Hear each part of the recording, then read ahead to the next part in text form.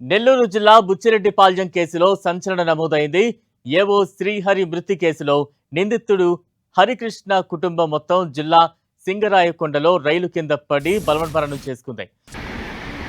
ఏదో చేద్దాం అనుకున్నారు, ఏమి కుదరలా. ఈరోజు కూడా నన్ను రకరకాలుగా మాటలు, నన్ను కానీ నా భార్యని కానీ నాకు పుట్టిన పిల్లలను కూడా. కనుక నేను ఎవరికి ఏ అన్యాయం చేయలేదు, చెయ్యను కూడా. ఉంటే ₹1 పెట్టేవాడినే కానీ పరాయి సొమ్ము నాకొద్దు. నాది అటువంటి క్యారెక్టర్ కాదు. సింగరాయకొండలో కుటుంబ బలవన్మరణానికి సంబంధించి మరింత అప్డేట్స్ అందించేందుకు మా ప్రతినిధి దేవకుమార్ సిద్ధంగా ఉన్నారు. దేవకుమార్, బలరాం, గత నెల 15వ తేదీన బుచ్చిరెడ్డిపాలెంలో అగ్రికల్చర్ ఆఫీసర్గా పనిచేస్తున్న శ్రీహరిని అతని బావమర్ది హరికృష్ణ కుక్క ఇంజెక్షన్ ఇచ్చి ఆయన హత్య చేయడం జరిగింది. దీంతో ఈ కేసులో ఇప్పటికే 2 అనుమానితులను అదుపులో తీసుకొని విచారించారు. అదేవిధంగా వాళ్ళని రిమాండ్ కూడా పంపించడం జరిగింది. అయితే వాళ్ళని విచారణలో ప్రధాన నిందితుడు హరికృష్ణ అని తేలింది. అయితే గత నెల 15వ తేదీ హరికృష్ణ తన బావ, ఇతను శ్రీహరి అనే అతను తన బావ అవుతాడు. కాబట్టి అతన్ని తీసుకొని పెంచలకోన పుణ్యక్షేత్రానికి వెళ్దామని అతను 15వ తేదీ వెళ్ళడం జరిగింది.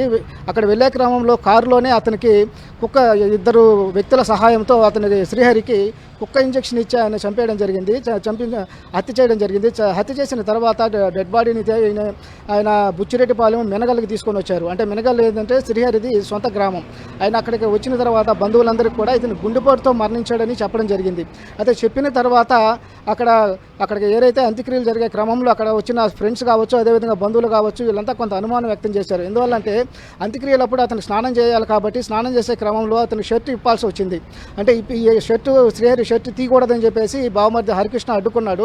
అడ్డుకున్న తర్వాత అక్కడ ఉన్న స్నేహితులు, బంధువులు అందరూ కూడా ఎవరు అతన్ని ఒప్పుకోలేదు. ఒప్పుకోకపోతే ఖచ్చితంగా షర్ట్ని తీశారు. తీసిన తర్వాత అక్కడ ఒంటి మీద అతని గాయాలు ఉండడం గమనించారు.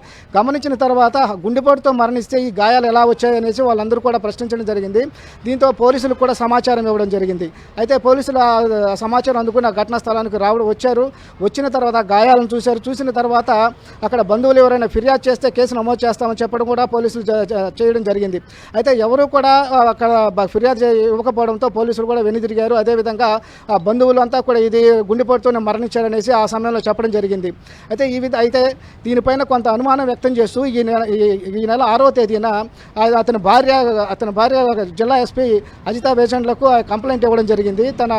హత్య జరిగింది, ఈ హత్యకు తన అన్నయ్య కారణం అని చెప్పేసి హరికృష్ణ మీద ఫిర్యాదు చేయడం జరిగింది. దీంతో ఈ కేసును రూరల్ డిఎస్పీ ఘట్టమనేని శ్రీనివాసరావుకు అప్పగించడం జరిగింది. దీని లోతైన విచారణ జరగాలి, దీన్ని నిజాలు తేల్చాలని కూడా ఆయనకు అప్పగించడం కేసు.